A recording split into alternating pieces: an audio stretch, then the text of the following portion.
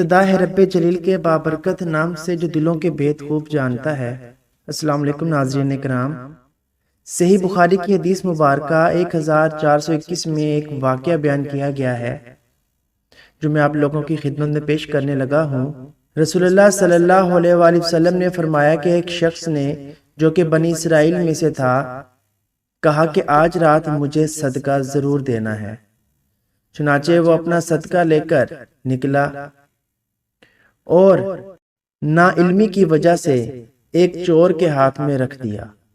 صبح ہوئی تو لوگوں نے کہنا شروع کیا کہ آج رات کسی نے چور کو صدقہ دے دیا۔ اس شخص نے کہا کہ اے اللہ، تمام تعریف تیرے لیے ہی ہے، آج رات میں پھر ضرور صدقہ کروں گا۔ چنانچہ وہ دوبارہ صدقہ لے کے نکلا اور اس مرتبہ ایک فحاشہ کے ہاتھ میں دے دیا۔ جب صبح ہوئی تو پھر لوگوں میں چرچا ہوا کہ آج رات کسی نے فحاشہ عورت کو صدقہ دے دیا۔ اس شخص نے کہا اے اللہ، تمام تعریف تیری ہی ہے، میں زانیہ کو اپنا صدقہ دے آیا، اچھا آج رات پھر ضرور صدقہ نکالوں گا۔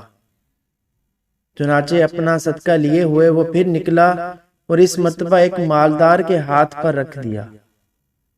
صبح ہوئی تو لوگوں کی زبان پر ذکر تھا کہ ایک مالدار کو کسی نے صدقہ دے دیا ہے۔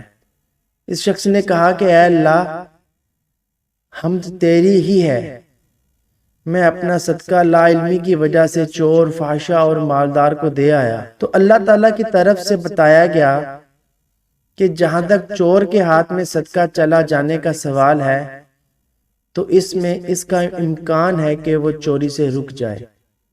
اسی طرح فحاشہ کو صدقہ کا مال مل جانے پر اس کا امکان ہے کہ وہ زنا سے رک جائے، اور مالدار کے ہاتھ میں پڑ جانے کا یہ فائدہ ہے کہ اسے عبرت ہو، اور پھر جو اللہ عز و جل نے اسے دیا ہے وہ خرچ کرے۔ اللہ تعالیٰ ہمیں اپنی راہ میں صدقہ اور خیرات زیادہ سے زیادہ دینے کی توفیق عطا فرمائے، آمین۔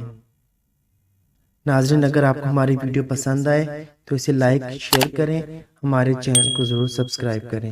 جزاک اللہ۔